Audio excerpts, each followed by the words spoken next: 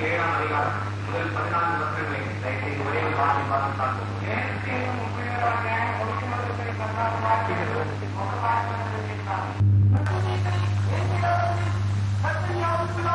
வெளியே கொண்டு போய்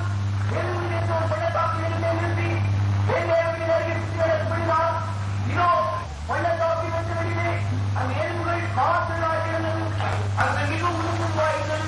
அவரை நோக்கி மனுஷனே எலும்புகள் உயிரிழமாறு கேட்டார். அதற்கு நான் அப்பொழுது நீர் எலும்புகளை குறித்து அவரை பார்த்து உலக எலும்புகளை கத்திரி வாசி கேளுங்கள். கத்தரால் ஆண்டவர் எலும்புகளை நோக்கி இதோ நான் ஒரு சுவாமி பேசிட்டு வந்தேன். அப்பொழுது நான் உங்கள் மேல் எலும்புகளை பேசி உங்கள் மேல் அவரை வாசி கேளுங்கள். கத்தரால் ஆண்டவர் எலும்புகளை நோக்கி இதோ நான் ஒரு சுவாமி பேசிட்டு வந்தேன். அப்பொழுது நான் உங்கள் மேல் எலும்புகளை பேசி உங்கள் மேல் ஆண்டத்தை உண்டாக்கி உங்களை தோழினால் மூடி உண்டாக்கி கருவிகளேன். அப்பொழுது நீங்கள் உயிரிழந்து நான் கத்தரில் இருந்து கொள்கிறேன் என்று நினைக்கிறார். என்றால் நான் கத்தரில் இருந்து கொள்கிறேன் என்று நினைக்கிறார். என்றால் கட்டளிட்டபடியே நான் தீர்க்கதரிசனம் உரைத்தேன். நான் தீர்க்கதரிசனம் உரைத்தி ஒரு இயற்கை உண்டாயிற்று. இதோ அசை உண்டாகி ஒவ்வொரு எலும்பும் தன் தன் எலும்போடு சேர்ந்தது. நான் பார்த்துக் கொண்டிருக்கேன். இதோ அவர்கள் மேல் நரம்புகள் மாம்சம் உண்டாயிற்று. மேற்பரவல் தொழிலால் மூடப்பட்டது. ஆனால் அவர்கள் யாரும் இல்லாதிருந்தது. அப்போது என்னை பார்த்து யாவை நோக்கி தீர்க்கதரிசனம் உரை மறுபுத்தனே நீ தீர்க்கதரிசனம் உரைத்து ஆவியை நோக்கி கர்த்தராகிய ஆண்டவருக்கு என்னவென்றால் ஆவியை நீ காத்திருந்த நாட்களில் கொண்டு வந்து கொலையுண்டை உயிரினை மடித்து இவர்கள் மேல் ஊதி என்று சொல்கிறார் சொல்லின்றார். எனக்கு ஒப்பிக்கப்பட்டவரையே நான் தீர்க்கதரிசனம் உரைத்தேன். அப்போது ஆவி அவருக்கு பெயரிட்டு அவர் உயிரிழந்து காலூன்றி மகாபெரிய சேவை ஆகிறார்கள்.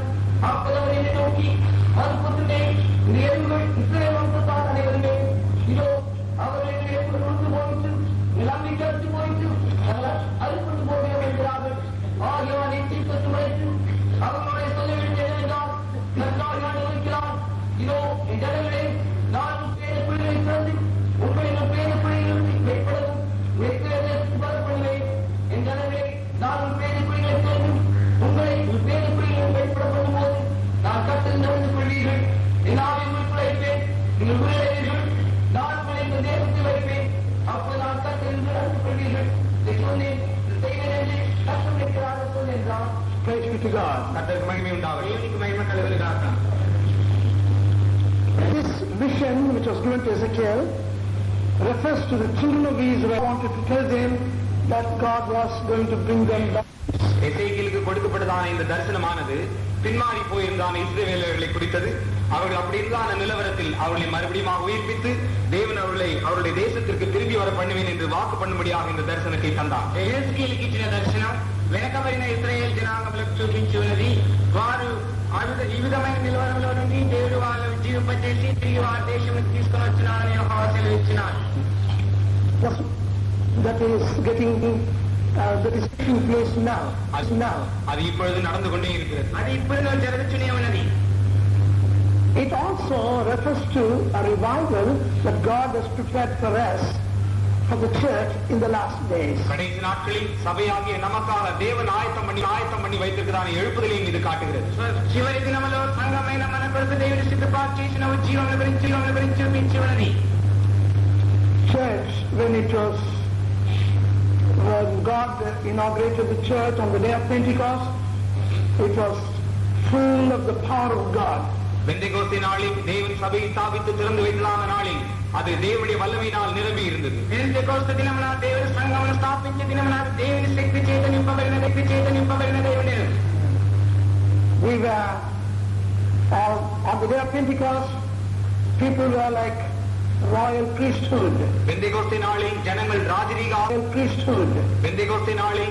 ராஜரீக ஆசாரிய கூட்டம் போல காட்சியளித்தார்கள். பெந்தெகோஸ்து தினமுన ஜனாங்கములు రాజరిక యాజకుల కూటమలే కనిపించింది. They had become the kingdom of God. அவர்கள் தேவனுடைய ராஜ்யமாகவே மாறிவிட்டார்கள். వారు దేవుని రాజ్యముగానే మారి ఉండిరి. But little by little backsliding entered into the church, and now it looks as it were we are like people who are dead and buried in our graves.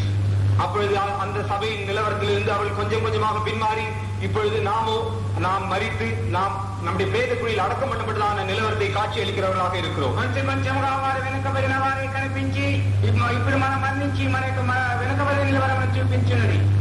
We are like the valley of dry bones. இப்பொழுது நாம் உலர்ந்த எலும்புகள் நிறைந்தான ஒரு பள்ளத்தாக்கை போல் இருக்கிறோம். ఇప్పుడు మనము ఎండిన ఎముకలతో నిండిన లోయలో కనిపించి ఉన్నాం. And God wants to bring us back to the apostolic days of revival. அப்போஸ்தலர் நாட்களில் நடந்தான எழுப்புதலின் நாட்களுக்கு தேவன் நம்மை திரும்பி கொண்டு வர விரும்புகிறார். అపోస్తల కాలంలో ఉన్న ఉజ్జీవ దినాల్లోకి దేవుడు ఇప్పుడు తీసుకురాబోచున్నాడు. By studying this, we can understand the depth of our doctrines. இந்த வசனங்களை நாம் வாசிக்கிறதின் மூலமாக நம்முடைய உபதேசத்தின் ஆழங்களை நாம் விளங்கிக் கொள்ளலாம். ఈ యొక్క వాక్యములు చదవటం మూలంగా మన యొక్క ఉపదేశం యొక్క లోతులను మనం గ్రహించుకోవచ్చును. And also it refers to the power of resurrection in our spiritual life. அது மட்டுமல்லாமல் நம்முடைய ஆவிக்குரிய ஜீவியத்தில் உண்டாகிறதான உயிர்த்தெழுதலின் வல்லமையை இது வெளிப்படுத்துகிறது. అంత మాత్రమే కాక మన యొక్క ఆత్మీక జీవితంలో కలిగించిన పునరుత్థాన శక్తిని బయలుపరిచి ఉన్నది.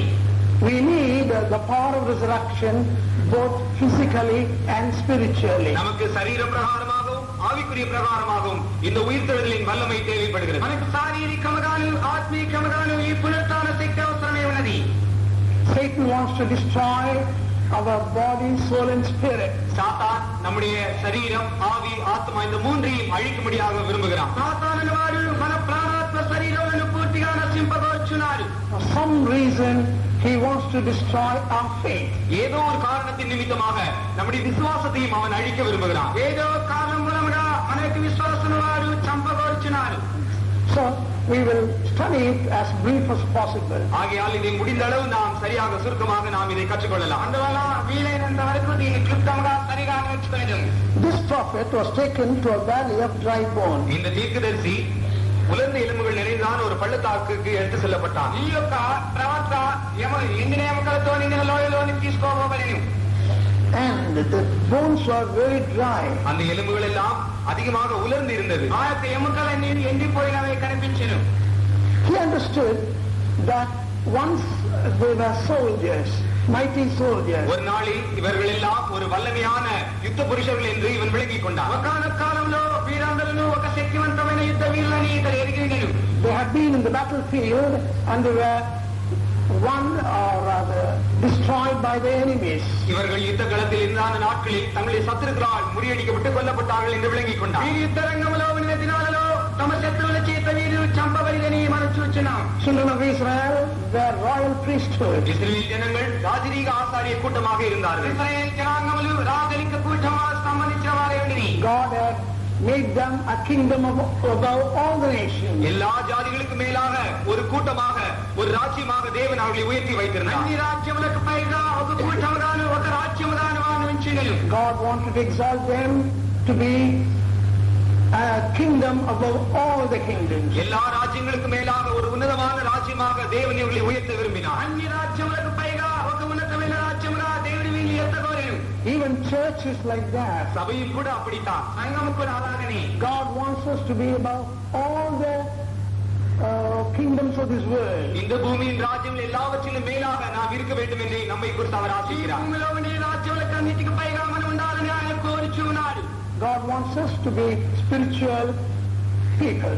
நாம் யாவரும் ஆவிக்குரிய ஜனங்களாக இருக்க வேண்டும் என்று அவர் நம்மை குறித்து விரும்புகிறார். మనమందరం ఆత్మీక జనాంగలుగా ఉండాలని ఆయన కోరుచున్నాడు. He wants us to bring God's spiritual power into all the nations. எல்லா ஜாதிகளுக்குள்ளாகவும் தேவனுடைய ஆவிக்குரிய வல்லமையை நாம் கொண்டு வர வேண்டும் என்று அவர் விரும்புகிறார். అన్ని జాతుల్లోగా దీవెనాత్మీకమైన శక్తిని మనం తీసుకురావాలని ఆయన కోరుచున్నాడు. Christ came as a king, கிறிஸ்து ஒரு ராஜாவாக வந்தார். క్రీస్తు ఒక రాజుగా వచ్చెను. but they wouldn't accept him. ஆனால் ஜனங்களோ அவரை ஏற்றுக்கொள்ளவில்லை. అయితే జనాంగము వారిని అంగీకరించలేదు.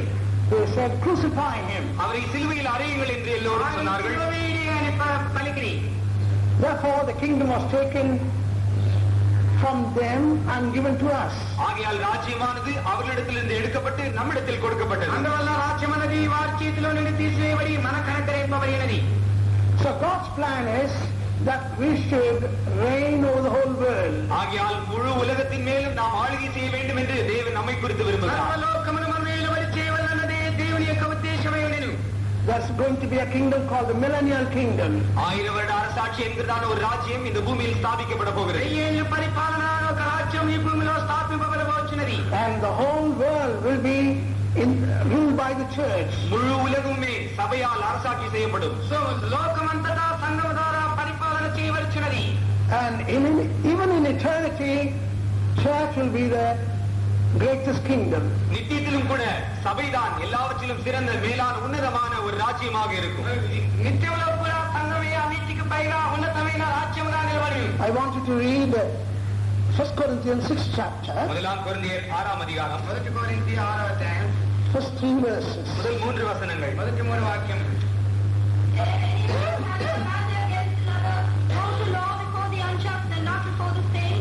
Do ye not know that the saints shall judge the world? And if the world shall be judged by you, are ye unworthy to judge the smallest matters? Know ye not that we shall judge angels? How much more things that pertain to this life? See God's plan concerning the church. சபையை குறித்து தேவன் வைத்திருக்கிறதான திட்டத்தை நீங்கள் பாருங்கள். God wants us to reign over the whole world one day. ஒரு நாளில் இந்த முழு உலகத்தின் மேலும் நாம் அரசாட்சி செய்ய வேண்டும் என்று தேவன் விரும்புகிறார். And we are going to reign over the angels. That means even the angels will be under our jurisdiction. நாம் தூதர்களையும் கூட ஆளுகை செய்ய போகிறோம். அப்படி என்றால் நம்முடைய அரசாட்சியின் கீழ் தான் தூதர்களும் வருவார்கள்.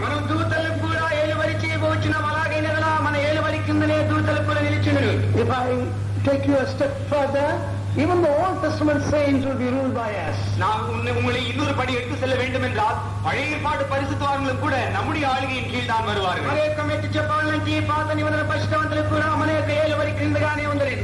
Church is the greatest organization in eternity. நித்தியத்தில் சபைதான் மிகவும் பெரிதான நிர்வாணமாக இருக்கும். That's why I want to give you this study so that we may not go to the world and try to enjoy the pleasures of the world. அதற்காக தான் நான் உங்களுக்கு இந்த வேத பாடத்தை கொடுக்க விரும்புகிறேன். ஏனென்றால் இதன் மூலமாக நாம் இந்த உலகத்திற்கு மறுபடியும் சென்று இந்த உலகத்தின் சிற்றின்பங்களை அனுபவிக்காமல் இருக்க முடியாது நான் தர விரும்புகிறேன். దాని కొరికి నేను ఈ యొక్క వేద పాఠమును మీకు ఇచ్చినాను. దీని విన్న తదుపరిగా మనం ఈ లోకంలోకి వెళ్ళి ఈ లోకంలో ఉన్న ఇన్బమును మనలోకి వెళ్ళి ఈ లోకంలో ఉన్న ఇన్బమును మనం సంతోషించకూడదని చెప్పడానికి ఈ యొక్క వేద పాఠమును ఇచ్చినాను. People are asking me what's wrong with television, what's wrong with going to theaters, what's wrong with this and that. The wrong thing is you do not know your value. ஜனங்களின் இடத்தில் வந்து டெலிவிஷன் வைப்பதன் மூலமாகவும் cinema பார்ப்பதன் மூலமாகவும் இந்த காரியம் அந்த காரியம் செய்வதன் மூலமாக என்ன தவறு என்று சொல்லுகிறார்கள். தவறு என்னவென்றால் உங்களுடைய விலை மதிப்பை நீங்களே அறியாமல் இருப்பதுதான்.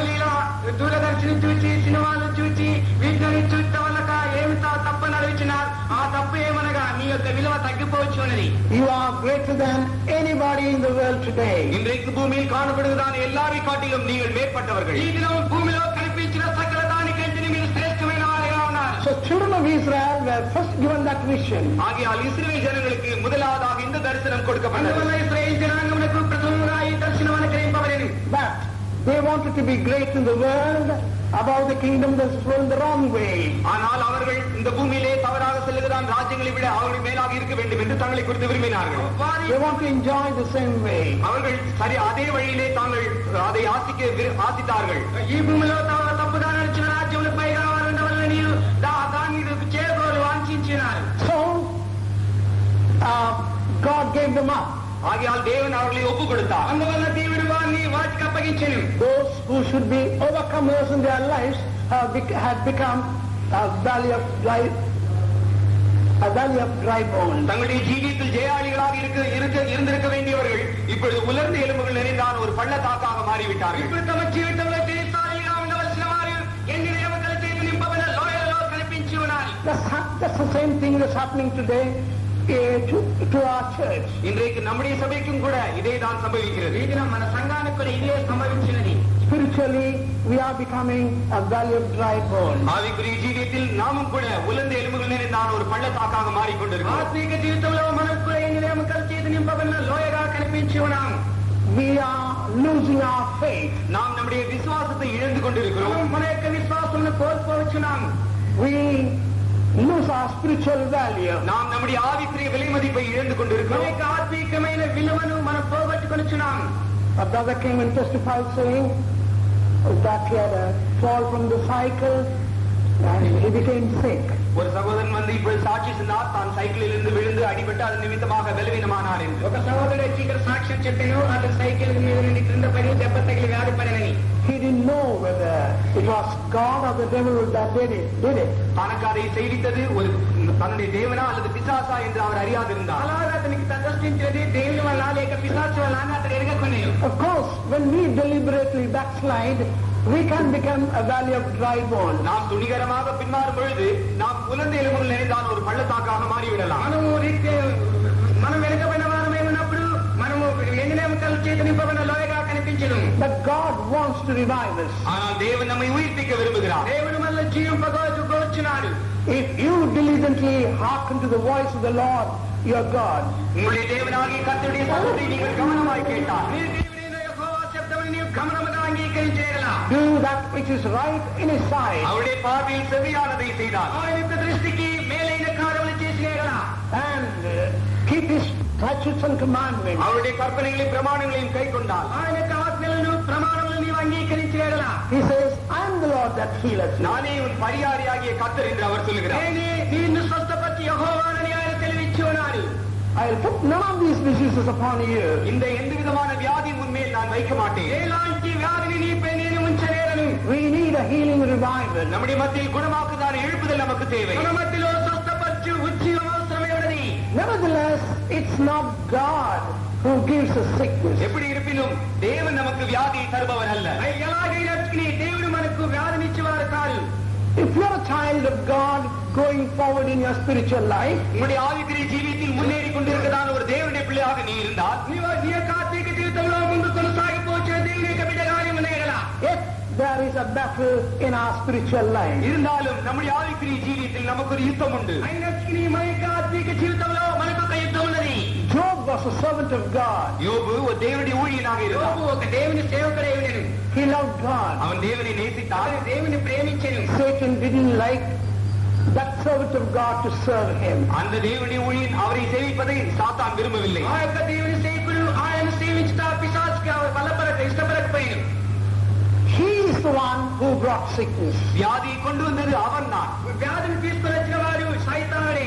If you really want to go forward in your spiritual life, உண்மையாக உங்களுடைய ஆவிக்குரிய ஜீவியத்தில் நீங்கள் முன்னேற விரும்பினால், నిజంగానే నీ యొక్క ఆత్మీయ జీవితంలో నీవు ముందుకు పోవచ్చునేలా, and want to establish the kingdom of God, தேவனுடைய ராஜ்யத்தை ஸ்தாபிக்க விரும்பினால், దేవుని యొక్క రాజ్యం నీవు స్థాపింపకోరినేలా, without your knowledge, you are destroying the kingdom of the devil. உங்களுடைய அறிவில்லாமலே நீங்கள் சாத்தானுடைய ராஜ்யத்தை அழித்துக் கொண்டே మీ இருக்கிறீர்கள். యొక్క జ్ఞానం లేకుండానే మీరు సాతాను యొక్క రాజ్యం మీరు నాశనం చేయించి ఉండదు.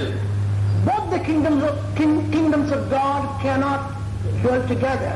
தேவனுடைய இரண்டு ராஜ்யங்களும் எப்பொழுதும் ஒன்றாக ஜீவிக்க முடியாது. దేవుని రెండు రాజ్యములను ఇప్పుడు ఒకటిగా జీవించలేరు. One is contrary to the other. இந்த இரண்டு ராஜ்யங்களும் ஒன்றுக்கு விரோதமாக ஒன்று இருக்கின்றன. రెండు రాజ్యములకు ఒకటికి విరోధంగా మరి ఒకటి ఉన్నది. If you are a real good child of God, நீ ஒரு உண்மையான தேவனுடைய நல்ல பிள்ளையாக இருந்தால், నిజముగా దేవుని మంచి బిడ్డవైనలా, you put on the whole armor of God and fight him. நீ தேவனுடைய சர்வாயுத வர்க்கத்தையும் தரித்துக் கொண்டு அவனுக்கு விரோதமாக யுத்தம் செய்வாய். దేవుని సర్వాంగ కవచమును ధరించుకుని వానికి విరోధంగా నీవు యుద్ధములు చేయి. He also fights you. அவனும் உங்களுக்கு விரோதமாக யுத்தம் செய்வான். వాడు మీకు విరోధంగా యుద్ధం చేయించున్నాడు. You fight him. நீங்கள் அவனுக்கு விரோதமாக யுத்தம் செய்வீர்கள். వానికి విరోధంగా యుద్ధములు చేయి. Naturally, that's a warfare. இயற்கையாகவே இது நிமித்தமாக ஒரு யுத்தம் உண்டாகிறது. ప్రకృతిగా దీని నిమిత్తం ఒక యుద్ధం కలిగి ఉన్నది. But be of good cheer. ஆனால் திடன் கொள்ளுங்கள். అయినప్పటికీ ధైర్యం కలిగి ఉన్నది. Don't lose courage like Job. யோபை போல உங்களுடைய தைரியத்தை நீங்கள் இழந்து விட வேண்டாம். యోబు వలె మీ ధైర్యమును వదిలివేసుకొనకుడి. Unfortunately, Job did not have a revelation of divine healing. துரதிர்ஷ்ட விதமாக யோபுக்கு இந்த தெய்வீக சுகத்தை குறித்தான வெளிப்பாடு இல்லாமல் இருந்தது. దురదృష్టానుసారంగా యోబుకి దైవిక స్వస్థతను గురించి ప్రకటన లేని వాడే ఉండెను. He didn't know that without his knowledge, he was fighting the kingdom of Satan. தன்னுடைய அறிவு கேட்காமலே தான் சாத்தானுடைய ராஜ்யத்திற்கு விரோதமாக தான் ஒரு யுத்தத்தை மேற்கொண்டிருக்கிறான் என்று அவன் அறியாதிருந்தான். మన తెలివికి తెలియకనే సాతాను రాజ్యములకు విరోధంగా యుద్ధం చేయించినాడని ఎరగకుండెను. Satan came and told him, God is against you. தேவன் உனக்கு விரோதமாக இருக்கிறார் என்று சாத்தான் வந்து அவரிடத்தில் சொன்னான். దేవుడు నీకు విరోధంగా లేచినాడని పిశాచుల వారు వచ్చి ఆయనతో చెప్పాను.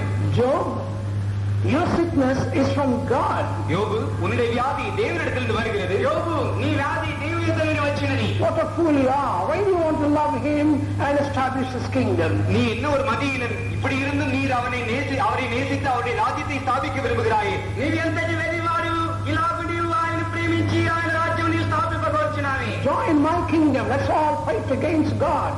நீ என்னுடைய ராஜ்யத்தில் சேர்ந்து கொள், நாம் யாவரும் தேவனுடைய ராஜ்யத்துக்கு விரோதமாக யுத்தம் செய்வோம் என்றார். నీవు రమ్ము, నా రాజ్యంలో చేరుము, మనమందరము దేవుని రాజ్యానికి విరోధంగా యుద్ధం చేయదుము. He would have said, well, I cannot join your kingdom. I know God is God. என்னால் உன்னுடைய ராஜ்யத்தில் சேர்ந்து கொள்ள முடியாது, என்னுடைய தேவன் தேவன் என்று நான் அறிவேன் என்று அவன் சொல்லி இருப்பான். అతను ఇలా చెప్పినవచ్చును, నేను నీ రాజ్యంలో చేరేను, నా దేవుడు దేవుడే ఉన్నాడని అతను చెప్పినవచ్చును. But Satan would have said, well, you didn't join me, but make sure that you don't fight against me. நீ என்னுடைய ராஜ்யத்தில் சேர்ந்து கொள்ள வேண்டாம், இருப்பினும் எனக்கு விரோதமாக யுத்தம் செய்யாதபடிக்கு உன்னை நீ சரிபார்த்துக் கொள்ளேன் என்று அவன் சொல்லி இருப்பான். సాతాను ఇలా చెప్పినవచ్చును, నీవు నా రాజ్యంలో చేరకున్నావు సరే, అయితే నాకు విరోధంగా యుద్ధం చేయకునడానికి నీ జాగ్రత్త కలిగినవని చెప్పినవచ్చును. Stop praying. நீ ஜெபத்தை நிறுத்திவிடு. అతను ఆపే. Don't trust in him anymore. Don't believe in him. இது முதற்கொண்டு நீ அவரை நம்பி அவர் மேல் விசுவாசிக்க வேண்டாம். మొదలుకొని ఆయన నమ్ముకొని ఆయన విశ్వసించవద్దు. Don't get up in the morning and say hallelujah. காலையில் எழுப்பி நீ அல்லேலூயா எல்லாம் சொல்ல வேண்டாம். కాలంలో నువ్వు లేచి హల్లెలూయా అని చెప్పకము.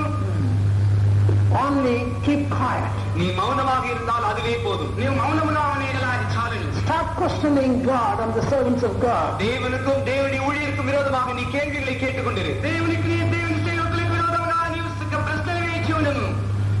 And let us see what God is going to do for you. தேவன் உனக்கு என்ன செய்ய போகிறார் என்பதை நாம் பார்ப்போம். దేవుడు నీకేం చేయబోనో నేను చూచేదను. He went to his wife and said, tell that fool to curse God and die. அந்த சாத்தான் அவருடைய மனைவியிடத்தில் சென்று, உன்னுடைய கணவன் தேவனை தூஷித்து தன்னுடைய ஜீவனை விடும்படியாக நீ போய் சொல்லு என்று சொன்னான். ఆ సాతాను தான் ஒவ்வொரு நிமிஷமும் எத்தனை கர்த்தருக்கு ஸ்தோத்திரம் என்று சொல்லுகிறார் என்பதை நீ எண்ணிக்கொண்டே இரு என்று இடத்தில் சொன்னான். దానికి తదుపరిగా అతని ప్రసంగంలో ఎన్ని దేవునికి స్తోత్రం అని చెప్తున్నారో దాన్ని లెక్క చేయమని నాతో చెప్పాను.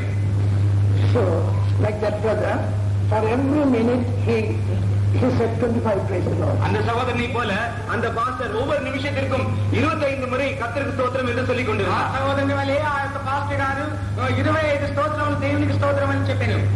The devil doesn't like you to praise God. நீ தேவனை ஸ்தோத்திரிப்பது பிசாசுக்கு விருப்பமே இல்லை. నీవు దేవుని స్తోత్రించుట పిశాచుని వానికి ఇష్టమే లేదు. Some of you children are listening to me. உங்களில் பிள்ளைகளில் சிலர் நான் சொல்வதை கேட்டுக்கொண்டிருக்கிறீர்கள் మీలో அல்லவா? కొందరు నేను చెప్తున్నది వింటలేవు నా కదా. You are just doing what I was doing. நான் எதை செய்து கொண்டிருந்தேனோ அதைத்தான் ஒருவேளை இப்பொழுது நீங்கள் செய்து கொண்டிருப்பீர்கள். నేనేం చేయించినానో అదే ఒకవేళ మీరు చేయించి ఉండవచ్చును. I was doing what the devil was doing. What I was doing. நான் எதை செய்து கொண்டிருந்தேனோ அதைத்தான் ஒருவேளை இப்பொழுது நீங்கள் செய்து கொண்டிருப்பீர்கள். నేనేం చేయించినానో అదే ఒకవేళ మీరు చేయించి ఉండవచ్చును.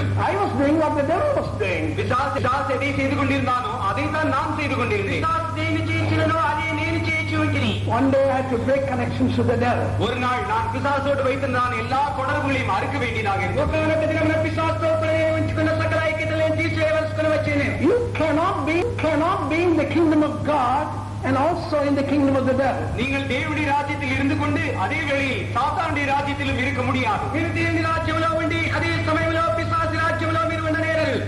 One is contrary to the other. ஒன்று மற்றொன்றுக்கு விரோதமாக இருக்கிறது. ఒకటి మరొక దానికి విరోధంగా ఉన్నది. You have to put on the whole armor of the devil and fight God, or put on the whole armor of God and fight the devil. ஒன்று சாத்தானுடைய சர்வாயுத வர்க்கத்தை தரித்துக் கொண்டு தேவனுக்கு விரோதமாக நீங்கள் யுத்தம் செய்ய வேண்டும், இல்லை என்றால் தேவனுடைய சர்வாயுத வர்க்கத்தை தரித்துக் கொண்டு சாத்தானுக்கு விரோதமாக நீங்கள் யுத்தம் செய்ய வேண்டும். ఒకటి సాతాను యొక్క సర్వాంగ కవచమును ధరించుకొని దేవునికి విరోధంగా మీరు యుద్ధం చేయవలేను, లేక దేవుని యొక్క సర్వాంగ కవచమును ధరించుకొని సాతానుకు విరోధంగా మీరు యుద్ధం చేయవలేను. That Jesus loves you. ஆனால் இயேசு உங்களை நேசிக்கிறார். అయితే యేసు మిమ్మల్ని ప్రేమించి ఉన్నాడు. He may fight. If you're a child of God, He'll fight you with sickness, with all kinds of trials and temptations. But be bold.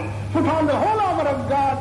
Fight the devil and you'll get the victory. நீங்கள் ஒரு நல்ல தேவனுடைய பிள்ளையாக இருந்தால் சாத்தான் வியாதியை கொண்டு பலவிதமான சோதனைகளை கொண்டு போராட்டங்களை கொண்டு வந்து உங்களுக்கு விரோதமாக யுத்தம் செய்வான். ஆனால் திடன் கொண்டு தைரியமானதாக இருந்து அவனுக்கு விரோதமாக யுத்தம் செய்யுங்கள், தேவன் உங்களுக்கு ஜெயத்தை கட்டளையிடுவார். మీరు మంచి దేవుని బిడ్డ అయిన యెడల సాతాను పలువిధమైన రోగములు శోధనలు తీసుకువచ్చి మీకు విరోధంగా యుద్ధం చేయు. అయితే మీరు ధైర్యం కలిగి దేవుని సర్వాంగ కవచమును ధరించుకొని వారికి విరోధంగా మీరు యుద్ధం చేయండి. కాదని గ్రహించును. Whose child are you this morning? இன்று காலை நீ யாருடைய பிள்ளையாக இருக்கிறாய்? నీ ఉదయకాలన ఎవరి యొక్క బిడ్డవైనా? Some say, only 50% I'm the child of the devil. Otherwise, I'm a Pentecostal believer. ஒரு சிலர் சொல்லுவார்கள், நான் 50% தான் பிசாசின் பிள்ளை, மற்றபடி எல்லாம் நான் ஒரு நல்ல பெந்தெகோஸ்தே பிள்ளை என்று சொல்வார்கள். కొందరు ఇలా చెప్తున్నారు, 50% మాత్రమే నేను పిశాచ యొక్క బిడ్డనైనా, తర్వాత మిగిలిన శాతం అంటే నేను పెంటెకోస్తు కుమారుడైనానని చెబుతారు.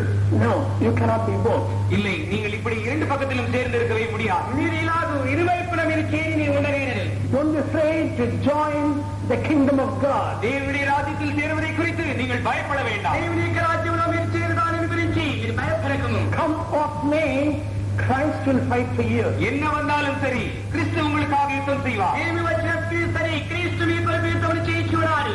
You cannot join two camps. One, the camp of the enemy and the camp of your kingdom. நீங்கள் இரண்டு சேனை, இரண்டு பாளையத்தில் நீங்கள் சேர்ந்து கொள்ள முடியாது. உங்களுடைய சத்துருவின் சேனையிலும் உங்களுடைய சேனையிலும் நீங்கள் இரண்டு சேனையிலும் ஒரே வேளையில் சேர்ந்து கொள்ள முடியாது. ನೀವು రెండు పాలెంలో చేరలేవు. ఒకటి నీ శత్రువు పాలెంలోను, నీ పాలెంలో నీవు చేరలేవు. Look at Calvary. கல்வாரியை நோக்கி பாருங்கள். కల్వారిని తేరి చూడుము. Whom do you say? அங்கு நீங்கள் யாரை காண்கிறீர்கள்? అక్కడ నీ ఎవరిని చూస్తున్నావు? Jesus. இயேசு, the creator God. சிருஷ்டிகர்த்தா. He is the King of Kings and the Lord of Lords. ராஜாதி ராஜாவும் கர்த்தாதி கர்த்தருமானவர். ఆయన రాజాది రాజులు ప్రభువులకు ప్రభువై ఉన్నారు. He died for you. அவர் உனக்காக மரித்தார். ఆయన నీ కొరకు చనిపోయాడు. He died to set you free from the camp of the enemy. உங்களுடைய சத்துருவனுடைய சேனை அவருடைய பாளையத்திலிருந்து உன்னை விடுவிக்கும்படியாக அவர் உனக்காக மரித்தார். నీ యొక్క శత్రువు యొక్క పాలెంలో నిన్ను విడుదల చేయ నిమిత్తం ఆయన నీ కొరకు మరణించెను. He is the one who brings sickness upon you and sin upon you. பாவத்தையும் வியாதியும் உன்மேல் கொண்டு வருவது அந்த சாத்தான் தான். పాపమును శాపమును నీ పైన తీసుకువచ్చి ఉన్నది ఆ యొక్క పిశాచే. Finally, you are going to be lost. கடைசியாக நீ முற்றிலும் இழந்தவனாக, ஒரு நஷ்டமானவனாக காணப்படுவாய். చివరికి నీ సంపూర్ణంగా నష్టపరుచుకున్న వారిగా కనిపించి ఉన్నావు. He is the murderer. He is the liar. அவன் தான் அந்த பொய்யன், அவன் தான் அந்த கொலையாளி. వారి ఆ నరహంతకుడు, వారి ఆ యొక్క అబద్ధికుడు. And still you want to live in covenant with the devil. இருந்தாலும் கூட நீ அந்த பிசாசோடு ஒரு உடன்படிக்கை ஜீவிக்க விரும்புகிறாய். అయినప్పటికీ నీవు ఆ పిశాచుతో కూడా నీవు నిబంధన తీసుకుని జీవింపగోరుచున్నావు. He wants you today. இன்றைக்கு அவர் உன்னை தன் பக்கம் வர விரும்புகிறார். ఇప్పుడు ఆయన నీ వైపు వచ్చే ఇష్టపడుచున్నాడు. It's not God who kills you. It's not Jesus who brings sickness. It is the devil. உன்னை கொன்று போடுவது தேவன் அல்ல, உனக்கு வியாதியை தருவது இயேசு அல்ல, அது அந்த சாத்தான் தான். నిన్ను చంపివేసినది దేవుడు కాదు, నీకు వ్యాధిని ఇచ్చినది యేసు కాదు, అది పిశాచే. The more I work for God, the more He wants to bring sickness upon me. But I have decided to fight for Jesus. நான் எந்த அளவுக்கு தேவனுக்கு இந்த ஊழியம் செய்து கிரியை செய்கிறேனோ அந்த அளவுக்கு பிசாசு எனக்கு விரோதமாக வியாதியை கொண்டு வருகிறான்.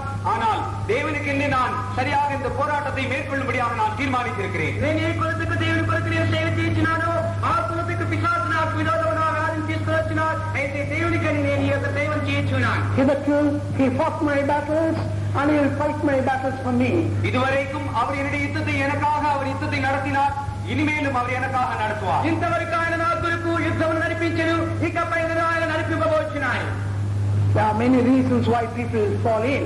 ஜனங்கள் வியாதிப்படுவதற்கு அநேக காரணங்கள் உண்டு. జనులు వ్యాధిపడడానికి అనేక కారణాలు కలవు. That's not the main thing now. இன்றைக்கு அது முக்கியமான காரியம் அல்ல. ముఖ్యమైన కార్యం కాదు. To whom you belong. நீ யாருக்குரியவன்? నీ ఎవరికి సంబంధించేవాడు? Close your eyes. கண்களை నీ மூடு. నేత్రములను మూసుకొని. Christ wants you today. இன்றைக்கு கிறிஸ்து உங்களை விரும்புகிறார். ఈ దినాన్ని క్రీస్తు మిమ్మల్ని కోరుచున్నాడు. I want hundreds to come and join the kingdom of God. நூற்றுக்கணக்கானோர் வந்து தேவனுடைய ராஜ்யத்தில் தேவனோடு சேரும்படியாக நான் விரும்புகிறேன். నూటి కొలదిగా దేవుని రాజ్యంలో దేవునితో కూడా చేరడానికి నేను కోరుచున్నాను. Young people, come and join the kingdom of God. இள வயதுள்ளவர்களே, நீங்கள் வந்து தேவனுடைய ராஜ்யத்தில் சேர்ந்து கொள்ளுங்கள். ప్రజలారా, మీరు దేవునితో చేరుకొని. He will really bless you. நிச்சயமாகவே அவர் உங்களை ஆசீர்வதிப்பார். నిత్యంగానే ఆయన మిమ్మల్ని ఆశీర్వదింపబోచున్నాడు. He will heal you. அவர் உங்களை சுகமளிப்பார். ఆయన మిమ్మల్ని స్వస్థపరచబోచున్నాడు. He will bless you. அவர் உங்களை ஆசீர்வதிப்பார். మిమ్మల్ని ఆశీర్వదింపబోచున్నాడు. Amen. He will exalt you. அவர் உங்களை உயர்த்துவார். ఆయన మిమ్మల్ని లేవనెత్తుచున్నాడు. Everybody pray for them. யாவரும் அந்த வாலிபர்களுக்காக ஜெபம் பண்ணுவோம். అందరూ ఆ యవనుల కొరకు ప్రార్థన చేయండి. The church belongs to you. முழு சபை உங்களுக்குரியது. సంఘమంతా మీకు సంబంధించినది. If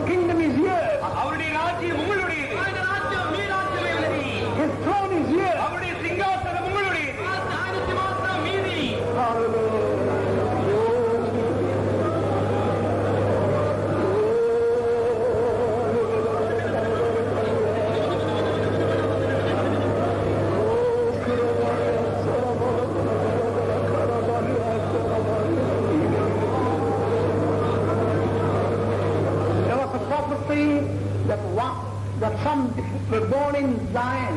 சிலர் சீயோனில் பிறந்தவர்கள் இங்கு உண்டு என்று ஒரு தீர்க்க தரிசனம் இன்று காலை உண்டாயிற்று. சீயோனில் పుట్టిన వారని ఉదయ కాలంలో ప్రవచనం చెప్పబడెను.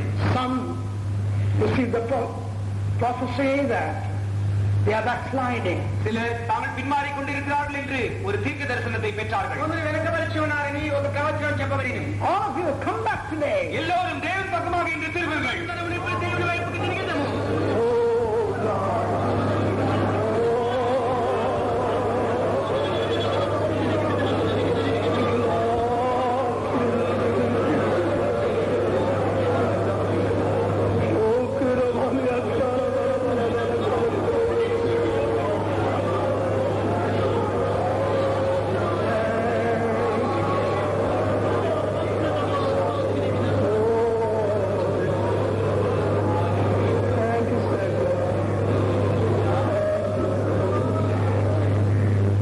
Oh God. Touching them, let's praise God. தேவனுடைய கரம் அவர்களை தொடுகிறபடினால் நாம் கர்த்தரை ஸ்தோத்திரிக்கிறோம். தேவனாஸ்தமில் முற்றினது வல்ல நாம் தேவனை ஸ்தோத்திரம் செய்கிறோம்.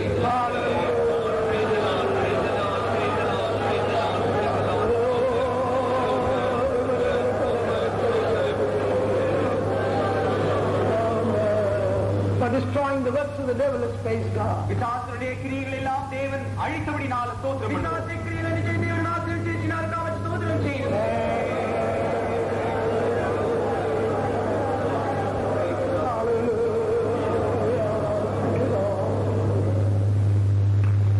Now, coming back to that chapter, அந்த அதிகாரத்துக்கு மறுபடியும் வருவோம். அத்தியாயத்துக்கு நல்லா வச்சிடும். God took him to the valley of dry bones. ஒரு உலர்ந்த எலும்புகள் நிறைந்ததான ஒரு பள்ளத்தாக்கிற்கு தேவன் அவனை எடுத்து சென்றார். என்கிற எமக்கள் நீங்க லோயலோனிக்கு அதற்கு తీసుకొని పోయాను. And he saw nothing but dry bones. உலர்ந்த எலும்புகளை அன்றி வேறொன்றையும் அவன் அங்கு காணவில்லை. கேவலம் எங்கள் எலும்புகள் தப்ப మరి ఏమీ అతను చూడలేదు.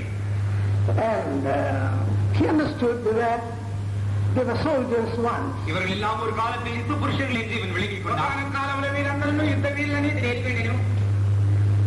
God had faith to restore life to them. அவர்களுக்கு ஜீவனை திரும்ப தரும்படியாக தேவனிடத்தில் விசுவாசம் இருந்தது. வாరికి జీవమును తిరిగి ఇవ్వడానికి దేవుని యొక్క విశ్వాసం ఉన్నది. But he wanted to know whether the prophet had the faith that they could be restored to the state of the army again. அவர்கள் மறுபடியும் அந்த சேனை நிலவரத்திற்கு உயிர்ப்பிக்கப்பட முடியுமா என்கிறதான விசுவாசம் இந்த தீர்க்கதரிசிக்கு இருந்ததா என்று தேவன் அறிய விரும்பினார். వారి మరలా సైన్యములో నిలబెట్టినటువంటి జీవమును గురించి నిలబెట్టినటువంటి విశ్వాసం ఈ ప్రవక్తకు ఉన్నదా అని దేవుని ఎరగగోరిను.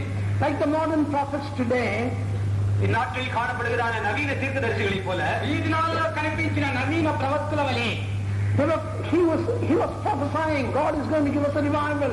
God is going to restore the children of Israel. தேவன் நமக்கு ஒரு எழுப்புதலை தரப்போகிறார். இஸ்ரவேல் ஜனங்களை மறுபடியும் அவருடைய தேசத்திற்கு கொண்டு வர போகிறார் என்றெல்லாம் இவன் தீர்க்கதரிசனம் உரைத்துக் கொண்டிருந்தான். దేవుడు మళ్ళా వచ్చి వాడు తీసుకొని రాబోచున్నాడు. ఈ ఇశ్రాయేలు జనాంగంలో అందరినీ తిరిగి ఆయన రాజ్యంలోకి తీసుకోబోచున్నాడని ప్రవచనం చెప్పబడుచున్నది. But it was only a prophecy. ஆனால் அது வெறும் ஒரு தீர்க்கதரிசனமாக மட்டுமே இருந்தது. అయితే అది మిగిలి ఒక ప్రవచనంగానే ఉన్నది. God could say that he didn't believe what he prophesied. தான் எதை தீர்க்கதரிசனமாக உரைத்தானோ அதை தானே விசுவாசிக்கவில்லை என்பதை தேவன் கண்டார். అతను దేని ప్రవచనంగా చూచినాడో దాన్ని విశ్వసించలేదని దేవుడు చూచెను.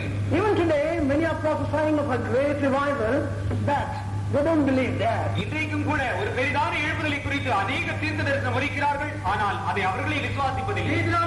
గొప్ప వచ్చేవారితో అనేకమైన ప్రవచనాలు మాట్లాడుతున్నారు. అయితే దాన్ని విశ్వసించలేదు. Because they don't go forward. ஏனென்றால் அவர்கள் முன்னேறி செல்வதில்லை. ఎందుకనగా వారు ముందు కొనసాగిపోవట్లేదు. You can see many visions and dreams. நீங்கள் அநேக தரிசனங்களையும் சொப்பனங்களையும் காணலாம். మీరు అనేక దర్శనములను స్వప్నములను చూడవచ్చును. But if you don't live it out, that means you are not believing what you are prophesying. ஆனால் நீங்கள் அதை ஜீவித்து காட்டாவிட்டால் நீங்கள் எதை தீர்க்கதரிசனமாக உரைக்கிறீர்களோ அதை நீங்களே விசுவாசிக்கவில்லை என்றுதான் அர்த்தம். అయితే మీరు దాన్ని జీవించు పనిలేలా మీరు దేనిని ప్రవచన మూలంగా తీసుకొనిచున్నారో దాన్ని మీరు విశ్వసించలేదని అర్థమైనది.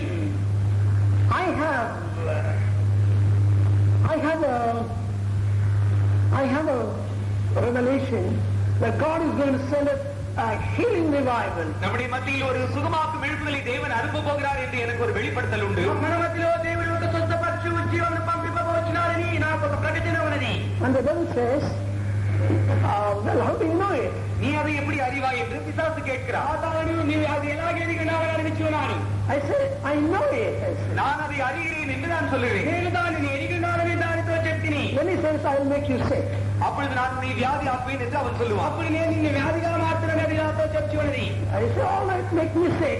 வேண்டுமானால் நீ என்னை வியாதி ஆக்கு என்று நான் சொல்லுவேன். కావలసి నీ వ్యాధిగా మాత్రమే నేను దానితో చెప్తిని. But I'm going to get healed. ஆனால் நான் குணமாக்கப்படத்தான் போகிறேன். అయినప్పటికీ నేను గుణపరచవచ్చున్నాను.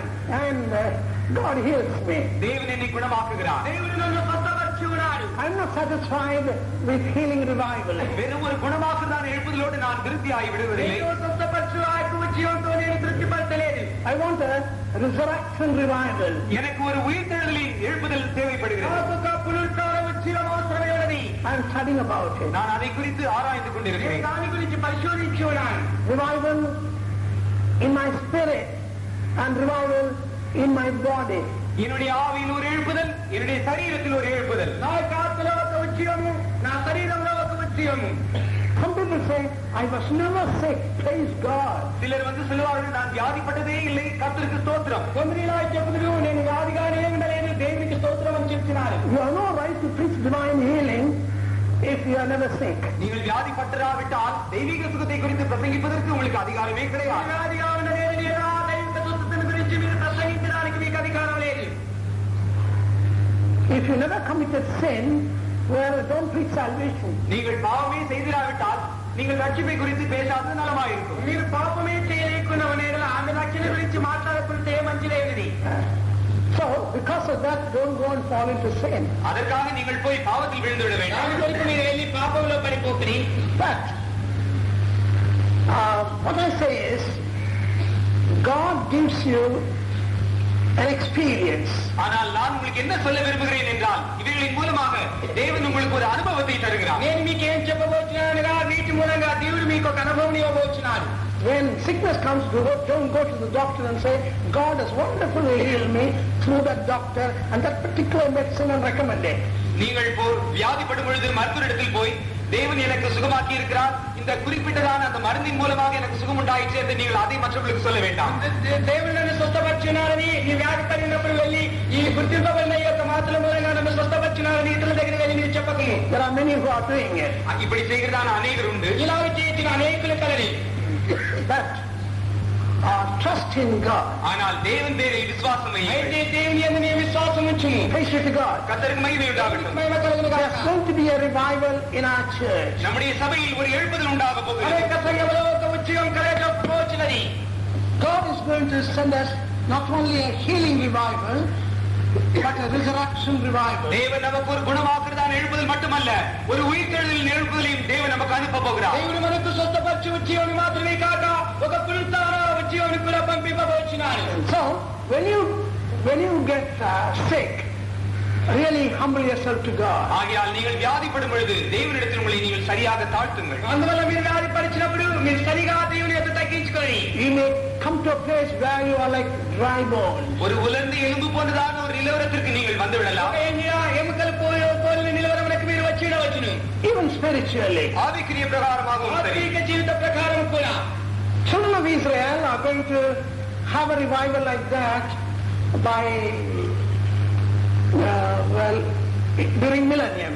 1000 வருட அரசாட்சி இஸ்ரேல் ஜனங்களுக்கு அந்த விதமான ஒரு எழுப்புதல் உண்டாக போகிறது. వెయ్యేళ్ల పరిపాలనలో ఇశ్రాయేలు జనాంగములకు అలాంటి ఒక ఉద్యోగం కలగబోచున్నది. That is called the millennial kingdom. அதுதான் 1000 வருட அரசாட்சி என்று அழைக்கப்படுகிறது. వెయ్యేళ్ల పరిపాలన అని చెప్పబడుచున్నది. Read verses 21 and 22. 21ஆம் 22ஆம் வசனங்களை வாசியுங்கள். 22 వాక్యములు చదవండి.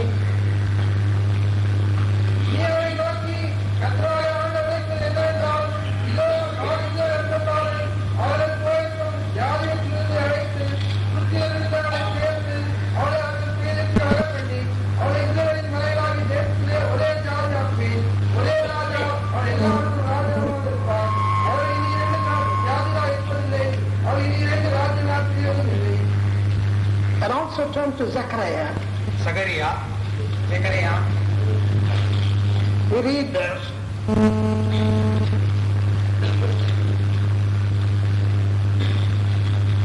8th chapter, 8ஆம் அதிகாரம் 8వ అధ్యాయం 4 to 6, 4 முதல் 6 முடிய, 4 మొదలుకొని 6 వరకు, 3 to 6. 3 முதல் 6 முடிய. 3 మొదలుకొని 6 వరకు.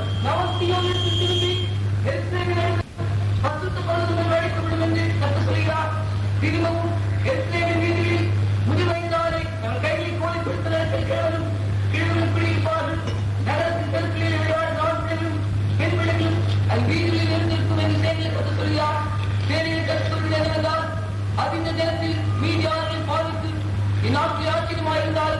என் பாதிக்கும் ஆச்சரியமாய் இருக்குமோ என்று சேனையின் கருத்து சொல்கிறார்.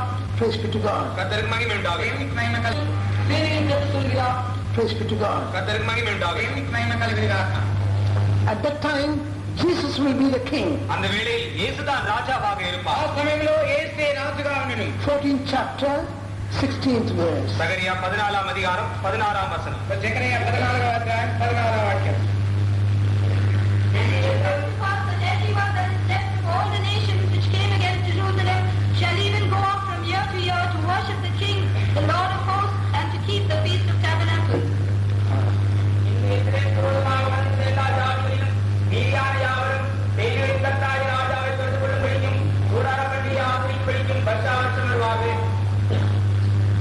Well, that is for them. இது அவர்களுக்குரியது. ఇది వారికి సంబంధించినది. But we are going to have a revival too. ஆனால் நமக்கும் கூட ஒரு எழுப்புதல் இருக்க போகிறது. అయితే మనకు కూడా ఒక ఉద్యోగం కలగబోతున్నది. Not only divine healing, வெறும் தெய்வீக சுகம் மட்டுமல்ல, దైవిక స్వస్థ మాత్రమే కాక we are going to have a resurrection revival. நமக்கு ஒரு உயிர்த்தெழுதலின் எழுப்புதல் இருக்க போகிறது. మనకు ఒక పునరుత్థాన ఉద్యోగం కలగబోతున్నది. Are you like a dry bone today? இன்றைக்கு ஒரு உலர்ந்த எலும்பு போல நீங்கள் இருக்கிறீர்களா? ఒకవేళ ఈ దినం మీరు ఎండిన ఎముకలు పోలి ఉన్నారా? Full of trials. சோதனைகளினால் நிரம்பி సోదరుల చేత నింపబడి You have no joy. உங்களுக்குள் சந்தோஷம் இல்லை. మీలో సంతోషం లేదు. And you find it difficult to pray or read the Bible. ஜெபிப்பதற்கோ வேத வாசிப்பதற்கோ நீங்கள் அதிக கஷ்டமாக உணர்கிறீர்களா? ప్రార్థన చేయటకో వేదం చదువుటకో మీకు కష్టంగా గ్రహించేలా.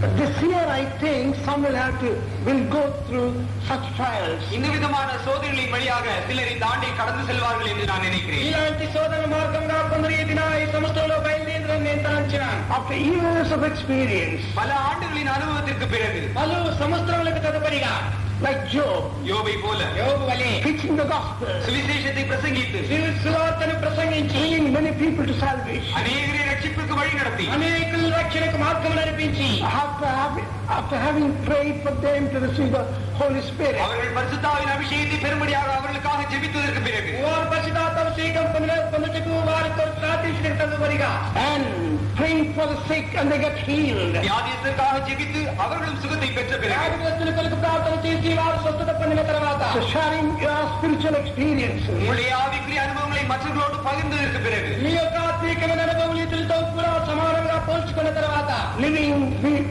full of the joy of the Holy Spirit, பரிசுத்தாவின் சந்தோஷத்தினால் நிரம்பி ஜீவித்து పరిశుద్ధాత్మ సంతోషం చేత నింపబడి జీవించి suddenly the devil does something. திடீரென பிசாசு ஏதோ ஒன்றை செய்வான். వెంటనే పిశాచు ఏదో ఒక కార్యం చేయి. You feel as if Christ has left you. கிறிஸ்து உங்களை விட்டு அகன்று விட்டார் என்பது போல நீங்கள் உணர்வீர்கள். క్రీస్తు మిమ్మల్ని వదిలివేసినారన్న రీతిగా మీరు గ్రహించుకునేది. Even that little faith leaves you. உங்களிடத்தில் இருக்கிற அந்த அற்ப விசுவாசம் கூட உங்களை விட்டு போய்விடும். మీలో ఆ యొక్క అల్ప విశ్వాసం కూడా వదిలి వెళ్ళిపోవును. You try to pray, you try to read the Bible, but you are unable to do it. நீங்கள் ஜெபிக்க முற்படுகிறீர்கள், வேத வாசிக்க முற்படுகிறீர்கள், ஆனால் எல்லாம் முடியாமல் And physically. ஆவிக்குரிய பிரகாரமாகவும் சரீர பிரகாரமாகவும் ఆత్మీయ ప్రకారంగాను శారీరకముగాను We need to go through such trials. நாம் நிச்சயமாக இந்த விதமான சோதனைகளின் வழியாக செல்லத்தான் வேண்டும். మనం నిశ్చయంగానే ఇలాంటి శోధన మార్గంలో వెళ్ళవలేను. And God wants to know, can you, it's like valley of dry bones, come back to life? உலர்ந்த எலும்புகள் நிறைந்தான பள்ளத்தாக்கு போல் இருக்குதான நீ மறுபடியும் ஜீவனை பெற்று உயிரடை முடியுமா என்று நீ அறிய வேண்டும் என்று தேவன் விரும்புகிறார். ఎండిపోయిన ఎముకలు పోలిన నీవు మరలా నీవు జీవం పొంది జీవించగలవా అని దేవునిని ప్రశ్నించి ఉన్నాడు. Amen. So, perhaps your gift of prophecy has stopped. ஒருவேளை உனக்கு இருக்கிறதான தீர்க்க தரிசனத்தின் வரம் நின்று போயிருக்கலாம். ఒకవేళ నీకుండని ప్రవచన వరం ఆగిపోయి ఉండవచ్చును. God not may speak to through somebody. உன்னிடத்தில் மற்றவர்கள் மூலமாக தேவன் பேசலாம். నీ యొక్క మరొకరి మూలముగా మాట్లాడుచున్నాడు. Even those people may not have faith. அப்படிப்பட்டவர்களுக்கும் கூட விசுவாசம் இல்லாமல் இருக்கும். అలాంటి వారికి కూడా విశ్వాసం లేకుండా పోయినది. But God says, I have faith to revive you. ஆனால் உன்னை உயிர்ப்பிக்கும்படியாக நான் விசுவாசிக்கிறேன் என்று தேவன் சொல்லுகிறார். అయితే నిన్ను ఉజ్జీవింపచే నిమిత్తం నేను విశ్వసించినానని దేవుడు చెప్తున్నాడు. Praise be to God. கர்த்தருக்கு மகிமை உண்டாகட்டும். దేవునికి మహిమ కలుగును గాక. He always speaks first through the word of God. எப்பொழுதுமே முதலாவதாக நம்முடைய வார்த்தையின் மூலமாகவே தேவன் பேசுகிறார். ఎలాగే నిన్ను ప్రథముగా ఆయన యొక్క వాక్యం మూలముగానే దేవుడు నీతో మాట్లాడుచున్నాడు. This prophet says, when God said, can these bones live? he safely answered, எலும்புகள் நிறைந்தான பள்ளத்தாக்கு போல் இருக்குதான நீ மறுபடியும் ஜீவனை பெற்று உயிரடை முடியுமா என்று நீ அறிய வேண்டும் என்று தேவன் விரும்புகிறார். ఎండిపోయిన ఎముకలు పోలిన నీవు మరలా నీవు జీవం పొంది జీవించగలవా అని దేవుడు నిన్ను ప్రశ్నించి ఉన్నాడు. So perhaps your gift of prophecy has stopped. ஒருவேளை உனக்கு இருக்கிறதான தீர்க்க தரிசனத்தின் வரம் நின்று போயிருக்கலாம். ఒకవేళ నీకుండని ప్రవచన వరం ఆగిపోయి ఉండవచ్చును. God may speak to through somebody. உன்னிடத்தில் மற்றவர்கள் மூலமாக தேவன் பேசலாம். నీ యొక్క మరొకరి మూలముగా మాట్లాడుచున్నాడు. Even those people may not have faith. அப்படிப்பட்டவர்களுக்கும் கூட விசுவாசம் இல்லாமல் இருக்கும். అలాంటి వారికి కూడా విశ్వాసం లేకుండా పోయినది. But God says, I have faith to revive you. ஆனால் உன்னை உயிர்ப்பிக்கும்படியாக நான் விசுவாசிக்கிறேன் என்று தேவன் சொல்லுகிறார். అయితే నిన్ను ఉజ్జీవింపచే నిమిత్తం నేను విశ్వసించున్నానని దేవుడు చెప్తున్నాడు. Praise be to God. கர்த்தருக்கு மகிமை உண்டாகட்டும். దేవునికి మహిమ కలుగును గాక. He always speaks first through the word of God. எப்பொழுதுமே முதலாவதாக தம்முடைய வார்த்தையின் மூலமாகவே தேவன் பேசுகிறார். ఇలాగే నిన్ను ప్రథమగా ఆయన యొక్క వాక్యం మూలంగానే దేవుడు నీతో మాట్లాడుచున్నాడు. This prophet says, when God said, can these bones live? He safely answered, you know it, I don't know, I haven't got faith. தேவன் இந்த தீர்க்கதரிசியை நோக்கி இந்த எலும்புகள் உயிரடையுமா என்று கேட்டபொழுது கர்த்தராகிய ஆண்டவரே நீர் அதை அறிவீர் என்று சொல்லி அதை குறித்து எனக்கு விசுவாசம் இல்லை என்று அவன் பதிலளித்தான். దేవుడి ఎండిన ఎముకలను చూచి ఇవి బ్రతుకునని ఆ యొక్క ప్రవక్త దగ్గర అడిగించినప్పుడు ప్రభువా యెహోవా నీవు దాన్ని ఎరుగుదు నాకు తెలియదు నాకు విశ్వాసం లేదని చెప్తున్నాడు. All the prophets come back to the word of God. எல்லா தீர்க்கதரிசிகளும் தேவனுடைய வார்த்தைக்கு திரும்புங்கள். ప్రవక్తలందరూ దేవుని యొక్క వాక్యం వైపుకు తిరుగుడి. Study the word of God. தேவனுடைய வார்த்தையை வாசியுங்கள். దేవుని యొక్క వాక్యమును చదువుకొనిడి. Decide to believe what God says is true. தேவன் சொல்லுகிற காரியம் மெய் என்றும் சத்தியம் என்று விளங்கிக் கொள்ள தீர்மானியுங்கள். చిన్న కార్యము సత్యమని అది నిజమని తెలుసుకునే కాలము. You must believe God's word is true. தேவனுடைய வார்த்தை சத்தியம் என்று நீங்கள் நிச்சயமாகவே விசுவாசிக்கத்தான் வேண்டும். దేవుని యొక్క వాక్యం సత్యమని మీరు నిశ్చయంగానే విశ్వసించవలెను. The devil's work is to take faith out of the word of God. தேவனுடைய வார்த்தையின் பேரில் நீங்கள் வைத்திருக்கிறதான விசுவாசத்தை உங்களை விட்டு அகற்றுவதே பிசாசின் வேலை. దేవుని యొక్క వాక్యం పైన మీరు ఉంచిన యొక్క విశ్వాసమును తీర్చివేయనది పిశాచు యొక్క కర్తవ్యమైనది. He says, I am the Lord that healeth you. நானே உன் பரிகாரியாகிய கர்த்தர் என்று அவர் சொல்லுகிறார். నిన్ను స్వస్థపరిచే యెహోవానని ఆయన సెలవిచ్చున్నాడు. If you believe that Jesus bore all your transgressions, உங்களுடைய எல்லா மீறுதல்களையும் இயேசு சுமந்தார் என்று நீங்கள் விசுவாசித்தால் ఈ యొక్క అతిక్రమములన్నిటినీ యేసు వహించుకున్నారని మీరు నమ్మిలేరా? You also must believe by his stripes you are healed. அவருடைய தழும்புகளால் நீ குணமாகி விட்டாய் என்பதை நீ விசுவாசிக்க வேண்டும். పొందిన గాయముల చేత నీవు స్వస్థపడి ఉన్నావని నీవు నమ్మిలేరా? If his wounds could forgive you, why not the same stripe heal you? அவருடைய காயங்கள் உன்னை மன்னிக்கும் என்றால் அவருடைய தழும்புகள் ஏன் உன்னை குணமாக்காது? ఆయన గాయములు నిన్ను బాగు చేయదనక అనగా ఆయన దెబ్బలు నిన్ను ఎందుకు స్వస్థపరచబోదు? Wounds caused by the stripes can forgive you. அவர் பெற்றதான அடிகளின் மூலமாக உண்டானதான காயங்கள் உன்னை மன்னிக்க கூடும். ఆయన పొందిన దెబ్బల మూలంగా కలిగిన గాయములు నిన్ను క్షమించును. How many times we felt God's forgiveness in our heart? நம்முடைய இதயத்தில் எத்தனை சந்தர்ப்பத்தில் தேவன் நமக்கு அளித்ததான மன்னிப்பை நாம் அனுபவித்திருக்கிறோம். మన యొక్క జీవితంలో ఎన్ని సందర్భములు దేవుడు మనకు పొందిన ఆ యొక్క క్షమాపణలు పొందినా? Why not we believe the same stripes can heal you? அதே தழும்புகள் நம்மை ஏன் குணமாக்காது என்று நாம் விசுவாசிக்க கூடாது. அதே காயములు ఎందుకు మనల్ని స్వస్థపరచలేవని మనం విశ్వసించలేము. So there is a healing for our body and soul. நம்முடைய சரீரத்திற்கும் நம்முடைய ஆத்மாவிற்கும் குணமாக்குறதான ஒரு வல்லமை உண்டு. మన యొక్క శరీరమునకును మన యొక్క ఆత్మకును స్వస్థపరిచే శక్తి ఉన్నది. It's a finished work. அது ஒரு முடிந்த ஒரு வேலை. అది ఒక ముగించిన పని అయి ఉన్నది. When God said to this prophet, do you believe that these bones shall come back to life? இந்த எலும்புகள் உயிரடையும் என்று நீ விசுவாசிக்கிறாயா என்று தேவன் இந்த தீர்க்கதரிசியை பார்த்து கேட்டபொழுது ఈ యొక్క ప్రవక్తని చూచి ఎండిపోయిన ఎముకలను జీవం పొందిన నీ విశ్వసించినావా అని అడిగినప్పుడు God knew his word was going to revive the children of Israel. தன்னுடைய வார்த்தை இஸ்ரவேல் ஜனங்களை உயிர்ப்பிக்கும் என்று தேவன் அறிந்திருந்தார். తన యొక్క వాక్యము ఇశ్రాయేలు జనాంగమును జీవింపజేయుచున్నదని దేవుడు ఎరిగి ఉండెను. By his stripes you are healed. அவருடைய தழும்புகளால் நீ குணமாகி விட்டாய். ఆయన పొందిన గాయముల చేత నీవు స్వస్థత పొందినావు. You are going to be revived. நீ உயிரடைய போகிறாய். నీవు ప్రాణం పొందబోచున్నావు. Shall we praise God for the revival that's waiting for us? நமக்காக காத்து கொண்டிருக்கிறார் எழுப்புதலுக்காக நாம் கர்த்தரை మన ஸ்தோத்திரிப்போம். కొరకు కనిపెట్టి ఉన్న ఆ యొక్క ఉద్యోగం కొరకు మన దేవుని స్తోత్రం చేయడము. Hallelujah. Hallelujah.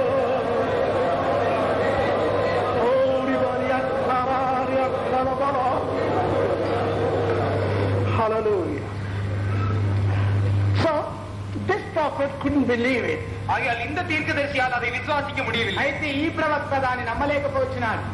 Anyhow, God tells him how to practice it. எப்படி இருந்தாலும் அவன் அதை பயிற்சிக்கும்படியாக பயிற்சியிலிருந்து தேவன் அவனுக்கு அதை சொல்லித் தருகிறார். ఎలాగైనా వారు దాన్ని తర్ఫీదు చేసుకుని నిమిత్తం తర్ఫీదు నుండి వారికి చెప్పించి ఉన్నాడు. The fourth verse he says, prophesy unto them, O ye dry bones, hear the word of the Lord. உலர்ந்த எலும்புகளே கர்த்தருடைய வார்த்தையை கேளுங்கள் என்று நீ அந்த எலும்புகளை குறித்து தீர்க்க தரிசன முறை என்று தேவன் சொன்னார். ఎండిన ఎముకలారా యెహోవా సెలవిచ్చిన వాక్యము వినుడని ఆ ప్రవక్తను చూసి చెప్పి ఉన్నాడు.